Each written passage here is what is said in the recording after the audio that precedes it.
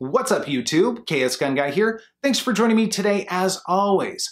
So the channel's about a year old now, and I thought it'd be a good time to do a year-end recap of some of my favorite guns that have been featured on the channel. But before I do, I want to take a moment and thank each and every one of you for stopping by and viewing the content, but also giving thumbs up and, most importantly, sharing your comments below. That has been so much fun to read your thoughts and opinions and insights about the guns and the products and just shooting in general. And I think I've learned more from you guys in the last year than I have in 25 years of shooting. So that's been a lot of fun, and I really appreciate that very much. I also want to take a moment and thank Centerfire Shooting Sports for allowing me the opportunity to film at such a fantastic range, and also just getting to know all the good people there.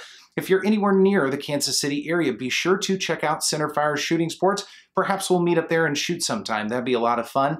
So once again, thank you very much for stopping by. More good content on the way over the next year, so I'm looking forward to that, and I will see you soon. Thanks. In thinking about a year-end review and how I wanted to present this, I thought about it several different ways. I thought about doing like a top 10 or a top 5, even a top 3, something like that. And I really couldn't hone in on those numbers. It was very difficult to do. So I decided instead to take a step back and think about what were my favorite guns, what guns did I connect with the best and really impressed me the most over the course of the year.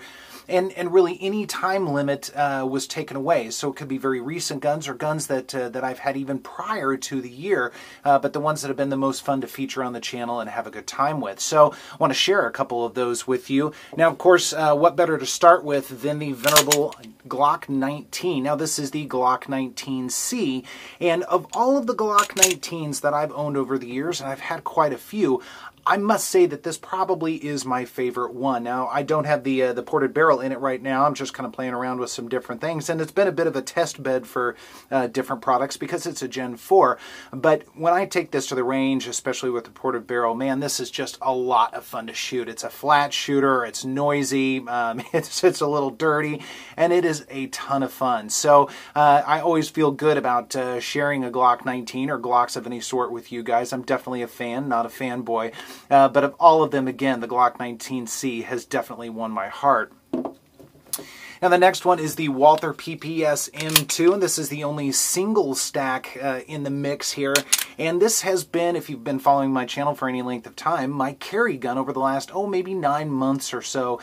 And it's just a fantastic gun. The ergonomics are about as good, I think, as you can get on a single stack firearm. Now, this is the LE version, so it's got slightly updated sights and the 3 magazines, that sort of thing. But between the build quality and the ergonomics of this, the shootability of this, I mean, this is a gun that you could definitely shoot all day at the range.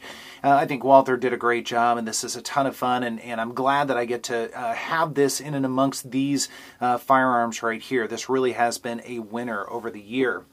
Now, the next one is definitely a surprise hit for the channel, and this is the Steyr M9a1.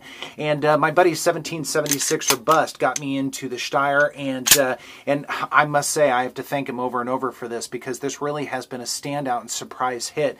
Because of the ergonomics on this and the way this kind of molds into your hand, it's just exceptionally comfortable, not only to hold, but also to shoot. And it's so flat that it just, it is a lot of fun. Those trapezoidal sights that it features on it are very different and very unique, but very easy to pick up at the range. And it's got a fantastic trigger as well, although the reset's not necessarily my favorite. Overall, though, this has definitely been probably the surprise hit of the year and a ton of fun. This gun is going absolutely nowhere. Now, the next one is a relatively new addition to the collection, and this is the Smith & Wesson M&P 2.0 Compact. And if you've been following the channel for a while, you know that I've been extremely impressed with this, and I'm really excited to have a Smith & Wesson, or actually a couple back in the collection, that have really wowed me. And I think this just fits that Goldilocks size, at least for my hands, to really make this very much a shooter. I didn't connect as well with the full size, but the Compact seems to really connect well with me, and it's a lot of fun to shoot. And it's also become a little bit of a test bed for some different products, like these Trijicon HD XR sights. I've got some more products on the way for this as well that I'm excited to share with you guys. But again, the 2.0 Compact really has definitely been a winner for the collection. Now the next one, I would say probably, if I had to say anything, was maybe the gun of the year for the channel, the CZP-10C. I have featured this probably on more than almost any other, more videos than almost any other gun in the collection, and it's just incredibly fun to go and shoot every time I take it to the range. I've got about 1,000 rounds through it, and I know that they're finding that there's some growing pains with this, a little bit of teething that the P10C has to do, and I hope that CZ continues to refine this, because it's been a fantastic firearm, and I think they've really hit a good sweet spot for this as well. I mean, it's incredibly comfortable. It's a flat shooter. I think it looks really good. It's just been a lot of fun. So as far as perhaps a gun of the year for the channel, I would have to give it to the CZP-10C, and I'm looking forward to future iterations of this particular firearm. Now the next one I'm going to feature, and you guys probably all know I'm a huge fan of the HK, and especially the HK VP9. And I have to say, if there was a top gun in the collection, I can't say best. I mean, I suppose I could say favorite. There's no such thing as a best gun in my mind. But certainly my favorite, or one of my favorites, is this VP9 right here. Between the ergonomics, I mean, the ergonomics I think they're probably second to none. It's so comfortable and so easy to shoot. It's easy to get rounds on target and just a lot of fun. It's the right size, the right weight. You can even carry it. It's great for home defense, all of those types of things. And I think it just looks really good too. The VP9 is definitely one of my favorite firearms, really, of all time, and it definitely earns a right to be in this list.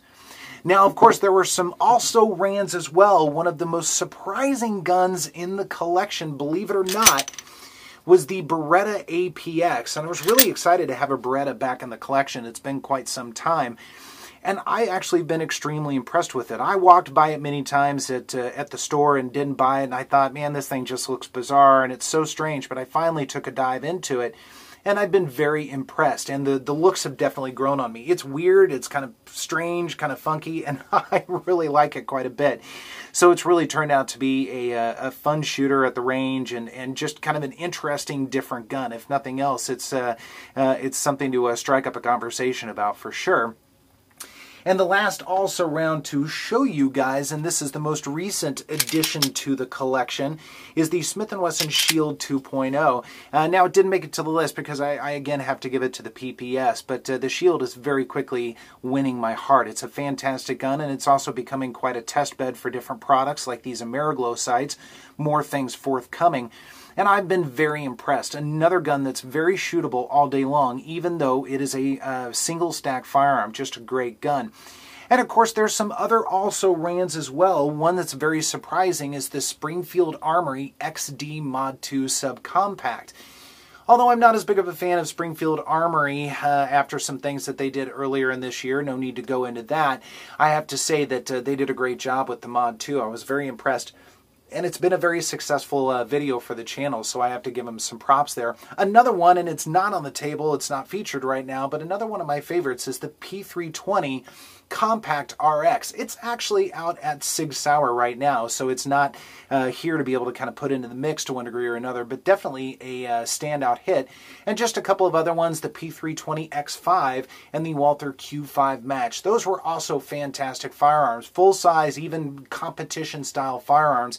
A lot of fun to shoot at the range, have a good time with. So it's just been a lot of fun to be able to experience and explore a lot of these different firearms and bring them to you, and also hear your thoughts and your comments on all these things. And speaking of that, be sure to leave a comment on this as well. Tell me what your favorite guns were over the course of the last year, or even longer. What are your favorite guns of all time?